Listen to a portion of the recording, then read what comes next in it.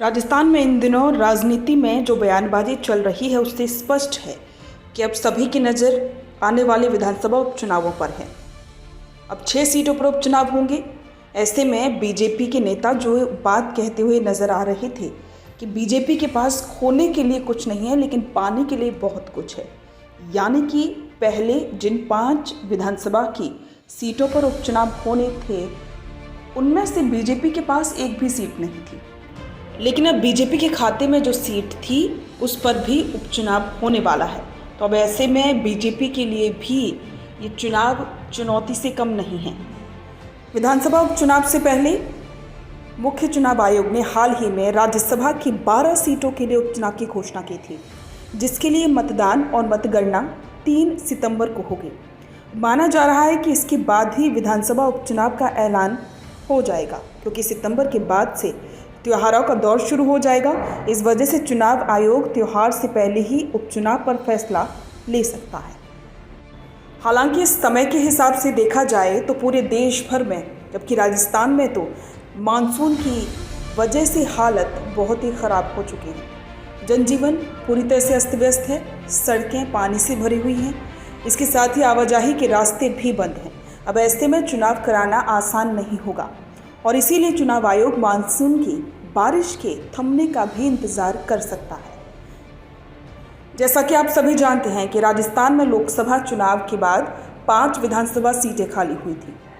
7 अगस्त को सुलुम्बर विधानसभा सीट के विधायक अमृतलाल मीणा की हार्ट अटैक से मौत हो गई। ऐसे में अब सुलुम्बर विधानसभा सीट पर भी उपचुनाव कराया जाएगा, जबकि लोकसभा चुनाव के दौरान देवली उनियारा विधानसभा सीट, दौसा विधानसभा सीट, झुंझुनू विधानसभा सीट, 84 विधानसभा सीट और खिवसर विधानसभा सीट खाली हुई थी। इन सीटों के विधायक अब सांसद बन चुके हैं। राजस्थान में मानसून की बारिश के बाद में तैयारी शुरू की जाएगी। हालांकि अब भी देखा जाए तो सभी राजनीतिक दल विधानसभा उपचुनाव की तैयारी कर रहे हैं। बीजेपी, कांग्रेस के अलावा आरएलपी और भारत आदिवासी पार्टी भी इन चुनावों की तैयारियों में लगी हुई है। सभी की रणनीति है कि इन सीटों पर जीत हासिल की जाए। आरएलपी के हनुमान बेनीवाल, भारत आदिवासी पार्टी के राजकुमार रोत ये मौका नहीं छोड़ना चाहते हैं, खास करके आदिवासी बाहुल्य क्षेत्र में, और जिन जिन इलाकों में उनका नेतृत्व है और साथ ही उनका प्रभाव है, उन सीटों पर जीत हासिल करने के लिए वो तैयारी कर रहे हैं। इसके अलावा बीजेपी और कांग्रेस भी एक बड़ी रणनीति के तहत काम कर रही है और बीजेपी कांग्रेस दोनों का ही ये पूरा प्लान है कि किसी भी तरीके से 6 की 6 विधानसभा की सीटें जीती जा सकें, और इसके लिए लगातार तमाम बड़े नेता तैयारी कर रहे हैं। दिल्ली के भी दौरे लगातार हो रहे हैं। शीर्ष नेतृत्व से भी विचार विमर्श किया जा रहा है और साथ ही विधानसभा की इन 6 सीटों को कैसे हासिल किया जाए, इसके लिए रणनीति और बाकी के कार्यकर्ताओं को दिशा निर्देश भी दिए जा रहे हैं। संगठन में भी कई बड़े बदलाव किए जा रहे हैं। बीजेपी में तो एक बड़ा बदलाव हुआ ही। मदन राठौड़ के रूप में बीजेपी को राजस्थान में एक नया प्रदेश अध्यक्ष मिला, जिससे अब उम्मीद है कि अब आने वाले विधानसभा के उपचुनाव में काफ़ी कुछ मदद मिल सकती है और साथ ही बीजेपी को फ़ायदा हो सकता है।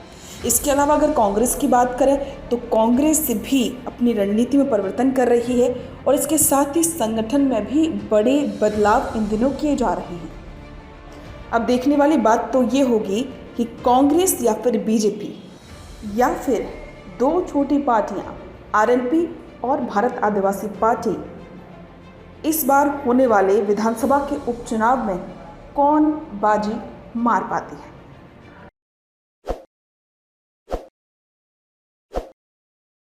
ताज़ा खबरों के लिए विजिट करें द फैक्ट इंडिया की वेबसाइट और डाउनलोड करें द फैक्ट इंडिया ऐप।